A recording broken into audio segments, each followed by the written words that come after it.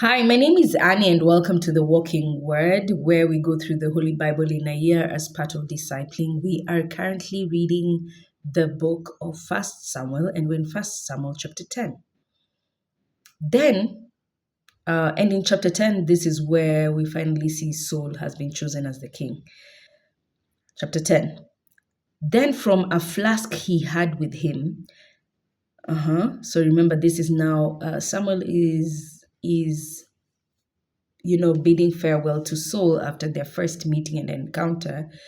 But before he lets him go, this is what Samuel does.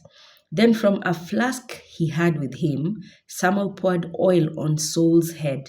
He also kissed him, saying, "The Lord anoints you as commander over his heritage," which is Israel.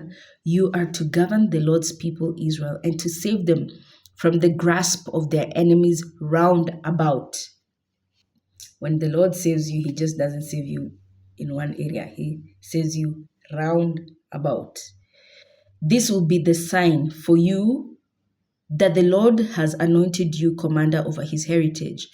When you leave me today, you will meet two men near Rachel's tomb. Remember Rachel, one of the wives of, or rather, the younger wife, the beloved wife of Jacob, right? At Zelpha in the territory of Benjamin, who will say to you, "The asses you went to look for have been found. The donkeys you went to look for have been found." Your father is no longer worried about the asses, but is anxious about you and says, "What shall I do about my son?" Further on, when you arrive at the terebinth of Tabor, you will be met by three men going up to God at Bethel. One will bring 3 kids and 3 loaves of bread, and the third a skin of wine. They will also greet you and offer you 2 wave offerings of the bread, which you will take from them. After that, you will come to Gibeath Elohim, where there is a garrison of the Philistines. As you enter the city, you will meet a band of prophets in a prophetic state.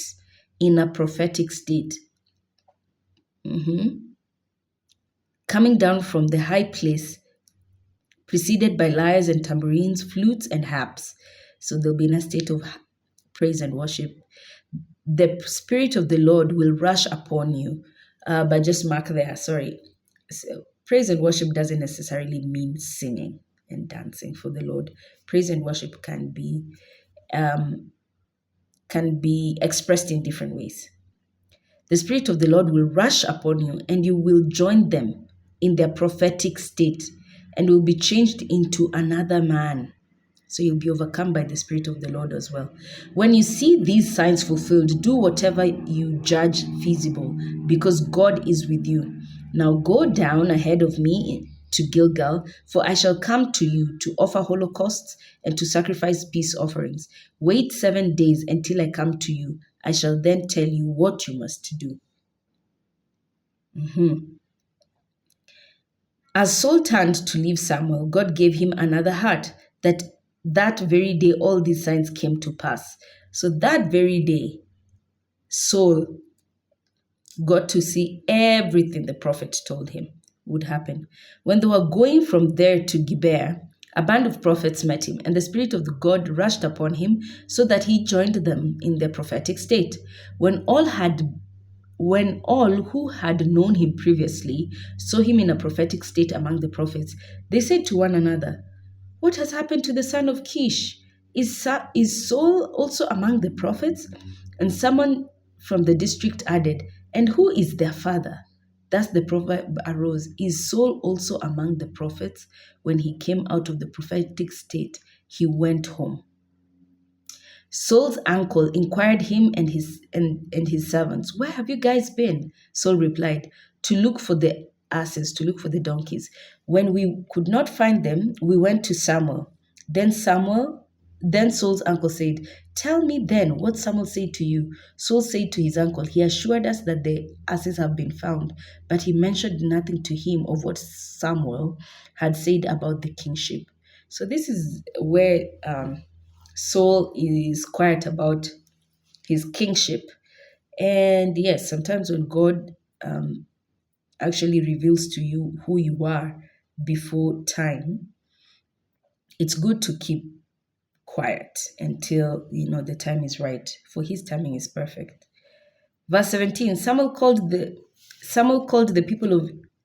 people together to the Lord at Mizpah and addressed the Israelites. Thus says the Lord, the God of Israel, it was I who brought Israel up from Egypt and delivered you from the power of the Egyptians and from the power of the kingdoms that have oppressed you.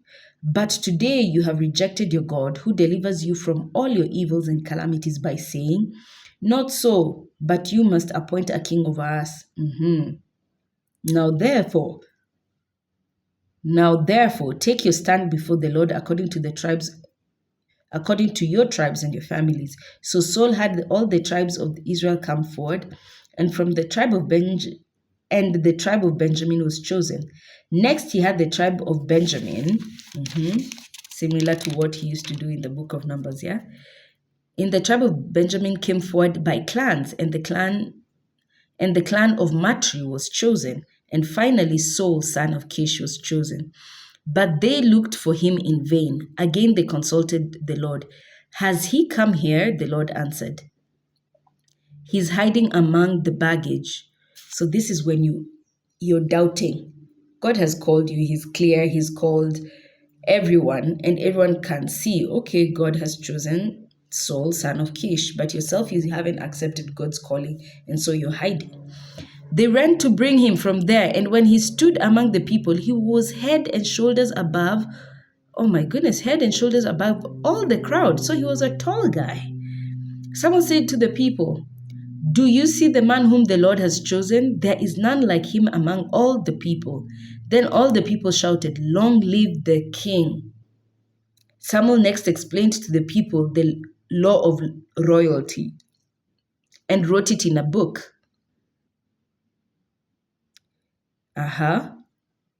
Which he, Samuel, placed it in the presence of the Lord. So this is in the sanctuary. This done, Samuel dismissed the people, each to his own place. Now remember, Samuel next explained, verse 25, to the people the law of royalty, and he wrote it in a book. What was the law of royalty? Remember when God told them, the king has rights, and he spelled out what the rights were. The inhabitants must be subject to him. All the best crops and fields belong to him. Your livestock belongs to him. Your sons and daughters must work for him. You will toil for him. Everything for him. There it is. So that's what, was basically written in the book as the right of the king. Because in hindsight, if you look at it, everything we own should be given to the King of Kings, to God himself. But we've chosen a different king, and therefore now those rights are being given to a human being. Verse 26, Saul also went home to Gibeah, accompanied by warriors whose hearts the Lord had touched. But certain worthless men said, how can this fellow save us? They despised him and brought him no present. And just because God has set you apart, God has called you, only a few will be called to war with you, will be called to your corner. But many will be like, who do you think you are? Have a blessed day.